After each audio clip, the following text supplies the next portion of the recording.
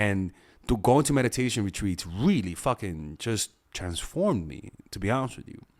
And that's because when I was meditating, I was observing my traumas, observing my pain, right? Because when you sit and meditate, you feel uncomfortable. And the more you sit, the more uncomfortable you feel. But what the problem is that those intense, uncomfortable emotions, the brain has to find those emotions. And so the brain says, okay, where are these intense emotions at? And so it reaches down to your childhood and brings them to the present moment and says, you know what? Let me use this high, intense pain from childhood, because right now, he's been sitting for 3 hours and the frustration he feels does not fit 3 hours. So we got to find some pain from the past. And so you start feeling uncomfortable and think that you feel uncomfortable because you're meditating for a long time. But what really you're doing is that your brain is recruiting memories from your past and using them to allow you to experience the uncomfortable of sitting for 3 hours. But now you're doing it in a meditative way and you're relaxing and observing it. And you may not see it as pain from the past, but what you're doing is that you're observing it and you're actually learning to let go and like a ball. On the ethical front, few of us will ever admit that we have resorted to deception or manipulation in our work, or have been clever and strategic in our career advancement. Everything we've got, or so we think, comes from natural talent and hard work. But with other people, we are quick to ascribe to them all kinds of Machiavellian tactics. This allows us to justify whatever we do, no matter the results. We feel a tremendous pull to imagine ourselves as rational, decent, and ethical. These are qualities highly promoted in the culture. To show signs otherwise is to risk great disapproval. If all of this were true, if people were rational and morally superior, the world would be suffused with goodness and peace. We know, however, the reality, and so some people, perhaps all of us, are merely deceiving ourselves. Rationality and ethical qualities must be achieved through awareness and effort. They do not come naturally. They come through a maturation process. yeah, that's the part, right? Step 2. A lot of people never mature. A lot of people stay stunted. A lot of people, they become even more immature. And it seems like, from what I'm getting from this book, the more unconscious biases you have, I'm not talking about unconscious bias like liberals talk about. You have an unconscious bias, and I know you, and that's why you're racist, but you just don't know you're racist. But I can see it. I clearly see you're racist, but you can't see it. So you gotta listen to me because you have an unconscious bias. The fuck? What kind of gaslighting bullshit is this? We're not talking about that, okay? We're not pointing fingers here. This is all about pointing to ourselves. This concept is here, not there. So the unconscious bias is me talking to myself. You have your own unconscious bias.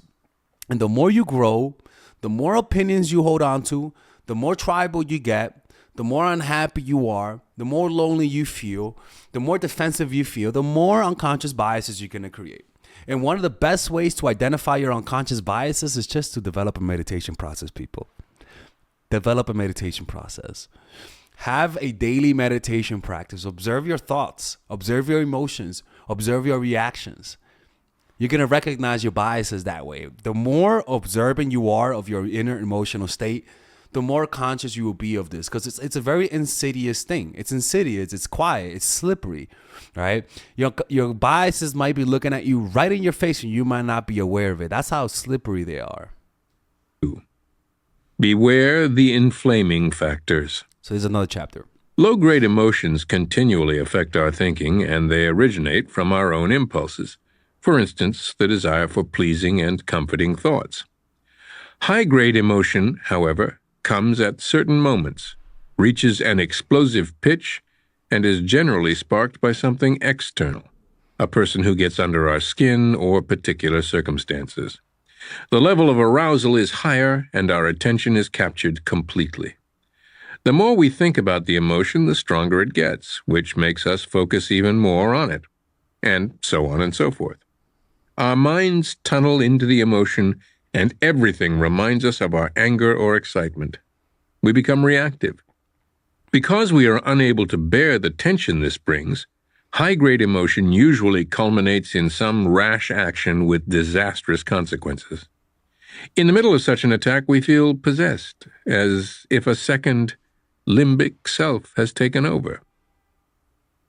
Yeah, I remember like even when I was really smoking weed when I was younger, I would just like obsess. Like I will get obsessed with weed. It's like a craving, like literally any craving, right? Where you're the frustration of the day, you're tired, you're stressed, and all of a sudden the fantasy of smoking weed gets into your mind. And it doesn't stop. And even though you're broke and you have $3 in your bank account, you just start thinking more of the weed, and it starts to take over your mind, and you start doing anything for it. I used to donate plasma to get weed. You might even see it here, people. I used to donate plasma. Plasma is like, things you donate it, and you get money for it, but it also helps people. But a lot of people who do that are buying drugs with it, right? I was buying weed with it. And I remember when I was giving my blood, I'm like, oh, I need to get out of here, man. Man, I sound like a crackhead, people. Oh my God, it's a fucking crackhead. I knew it. And it made me do rash things like that, right? Donating money for my blood. I mean, for my plasma to get weed. That's insane, I've known people who would travel across the world just to bang a girl, right? Because they're obsessed with her, right? You want to see this girl so badly that you're willing to go broke just to see her. You're inflamed. And so you start making irrational decisions. So those irrational decisions are horrible decisions at the cost of yourself, right? And that's why knowing yourself, i.e. being aware of these biases, is an end in and of itself, because by just being aware of this, it literally liberates you. Just being aware of it is the first step of liberation. And this happens a lot even with parents who hit their kids too much. The kid pisses them off and they get so angry that they start abusing their child, and they may not even notice that. And partners do that. And it's just, even a deep desire for money and fame causes people to start doing things they usually wouldn't do for it. They may start sucking a dick. I don't fucking know, right?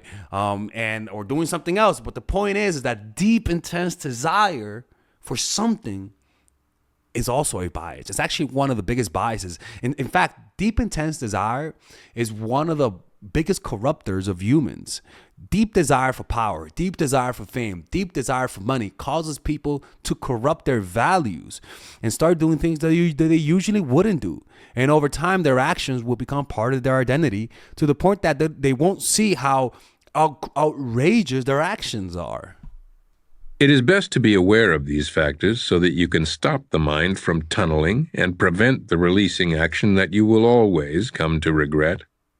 You should also be aware of high-grade irrationality in others, to either get out of their way or help bring them back to reality. Trigger points from early childhood. In early childhood, we were at our most sensitive and vulnerable. Our relationship to our parents had a much greater impact on us the further back in time we go. The same could be said for any early powerful experience. These vulnerabilities and wounds remain buried deep within our minds. Sometimes we try to repress the memory of these influences, if they happen to be negative, great fears or humiliations.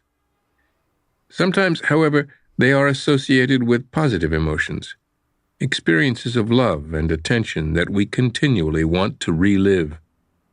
Later in life, a person or event will trigger a memory of this positive or negative experience, and with it a release of powerful chemicals or hormones associated with the memory. Take, for example, a young man who had a distant, narcissistic mother. As an infant or child, he experienced her coldness as abandonment, and to be abandoned must mean he was somehow unworthy of her love. Or similarly, a new sibling on the scene caused his mother to give him much less attention, which he equally experienced as abandonment. Later in life, in a relationship, a woman might hint at disapproval of some trait or action of his, all of which is part of a healthy relationship. This will hit a trigger point. She is noticing his flaws, which, he imagines, precedes her abandonment of him. He feels a powerful rush of emotion, a sense of imminent betrayal. He does not see the source of this. It is beyond his control. He overreacts, accuses, withdraws, all of which leads to the very thing he feared, abandonment. Yeah, it's kind of honestly one of the most embarrassing things that I have is that when I was younger, when I would date women, I pushed a lot of them away with my fear of rejection. Like I could clearly feel myself being more at ease with myself. And now, oh my God, it's kind of crazy, people. Like now, it's like, this is just for the sake of the video. Now, women just are just obsessed with me, and I really think it's because they sense that I'm not as like cold as I used to, because that's the impression that I used to give people. But now they say I'm sweet. Like, for example, like I'm dating this girl from years ago, and she tells me, "Wow, Alexis, like you are completely different. You are so much sweeter than before. It's kind of insane." Like she tells me that, and even the way I look at her, she says it's just much more calm. And those things happen. I'm like that now because I've learned to heal myself. I'm not gonna lie. Going to that meditation retreat, and to go into meditation retreats really fucking just transformed me, to be honest with you. And that's because when I was meditating, I was observing my traumas, observing my pain, right? Because when you sit and meditate, you feel uncomfortable. And the more you sit, the more uncomfortable you feel. But what the problem is that those intense, uncomfortable emotions, the brain has to find those emotions. And so the brain says, okay, where are these intense emotions at? And so it reaches down to your childhood and brings them to the present moment and says, you know what? Let me use this high, intense pain from childhood, because right now, he's been sitting for 3 hours and the frustration he feels does not fit 3 hours. So we got to find some pain from the past. And so you'll start feeling uncomfortable and think that you feel uncomfortable because you're meditating for a long time. But what really you're doing is that your brain is recruiting memories from your past and using them to allow you to experience the uncomfortable of sitting for 3 hours. But now you're doing it in a meditative way, and you're relaxing and observing it. And you may not see it as pain from the past, but what you're doing is that you're observing it and you're actually learning to let go and accept it. And then through the meditation process that they teach, after 10 minutes of that feeling that frustration, you actually notice that the emotion changes and you feel good. And then you're like, oh my God, like I don't feel uncomfortable anymore. But now you don't notice that you just healed. You allow yourself to overcome that emotion by observing. And that's the power of meditation, that it resurfaces intense pain because you're uncomfortable sitting down for so long, and you're observing it and you allow it to let go over time. Anyways, if you guys enjoyed this video, this is just a short version of the Robert Greene Book Club. Click on the description down below and become a Robert Greene Book Club to watch the full video. It's actually a 30-minute video. So hopefully you guys enjoy this, and I'll see you guys next time. And let me know what other chapters of Robert Greene's book do you guys want me to make, and I'll post it.